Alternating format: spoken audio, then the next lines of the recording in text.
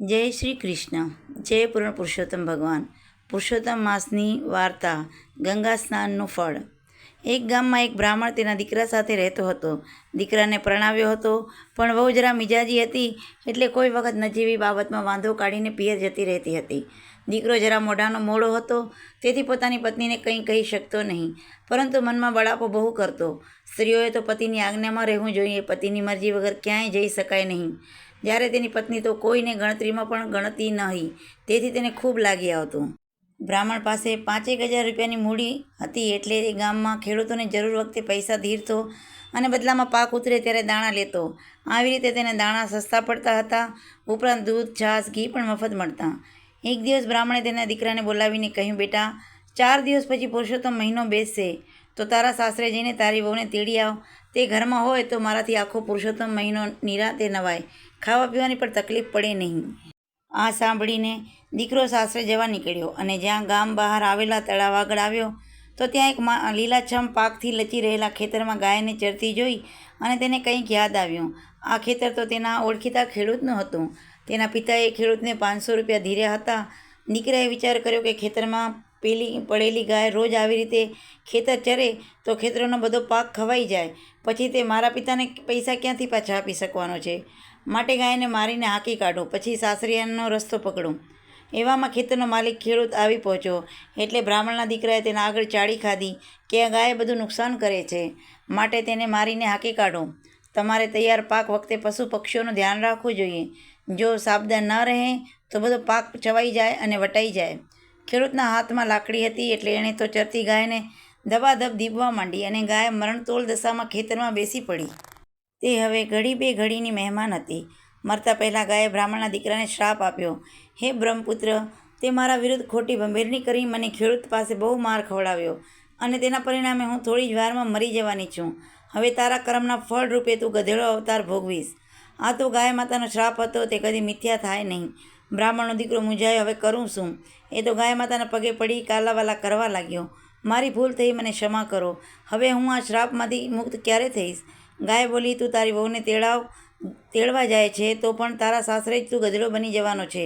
હવે તારી વહુ તને ગધેડાના સ્વરૂપમાં અહીં લાવીને પુરુષોત્તમ માસના પહેલા દિવસથી માંડી છેલ્લા દિવસ સુધી રોજ સવારમાં ગંગા નદીના સ્નાન કરાવે, પોતે સ્નાન કરે અને તને ખવડાવીને પોતે એકટાણું કરે, તો તેના પુણ્ય પ્રતાપે તું ગધેડામાંથી પાછો અસલ સ્વરૂપમાં આવીશ.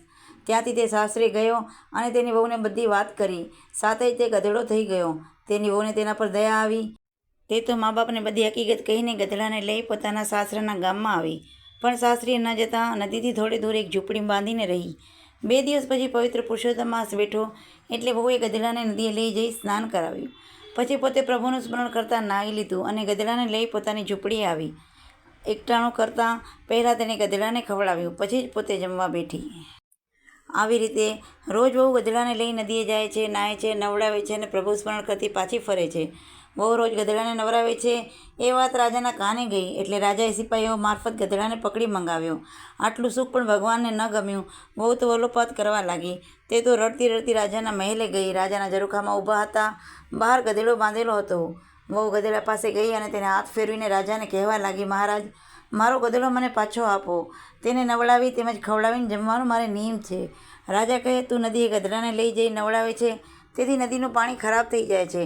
નદીમાં રાજા રાણી નાય, વાણિયા નાય, સહી સોની નાય, તઈ તોબડી નાય, કંઈ ગધેડા નહાતા હશે? વહુ બોલી, મહારાજ, મારો ગધેડો દેવતાઈ છે. તે કોણ છે તે તમારે જાણવું. પુરુષોત્તમ મહિનો પૂરો થતાં આપ મારી ઝૂંપડીએ પધારજો. રાજાના દિલમાં દયા આવી અને તેણે ગધેડાને વહુને સોંપી દીધો. નિત્ય નિયમ મુજબ વહુએ ગધેડાને નવડાવી ખવડાવી પુરુષોત્તમ માસ પૂરો કર્યો. હવે તે ગાય માતાના શ્રાપમાંથી મુક્ત થયો હતો, એટલે નદીમાંથી પવિત્ર જળ ભરી લાવી અને ગધેડા સમક્ષ ઊભી રહી. વહુએ પ્રાર્થના કરવા લાગી કે હે પુરુષોત્તમ ભગવાન, શુદ્ધ હૃદયથી આપની ભક્તિ કરી હોય, ગધેડાના સ્વરૂપમાં રહેલા મારા પતિને મેં સેવા કરી હોય, તો મારા પતિ એના અસલ સ્વરૂપમાં આવી જાય. આટલું કહી તેને પવિત્ર જળ 3 વાર ગધેડા પર છાંટ્યું અને પતિ ગધેડામાંથી અસલ સ્વરૂપમાં આવી ગયો. બીજા દિવસે રાજા રાણી વહુની ઝૂંપડીએ આવ્યા, એટલે વહુએ બધી વાત કરી અને ગધેડામાંથી માનવી બનેલા પોતાના પતિને બતાવ્યો અને પુરુષોત્તમ માસમાં સ્નાનનો મહિમા સમજાવ્યો. સ્નાનનું આવું ફળ મળે છે જાણી રાજાએ પુરુષોત્તમ માસમાં નાહવાનો સંકલ્પ કર્યો અને તે જાતે જ વહુને તેના સાસરે મૂકી આવ્યા.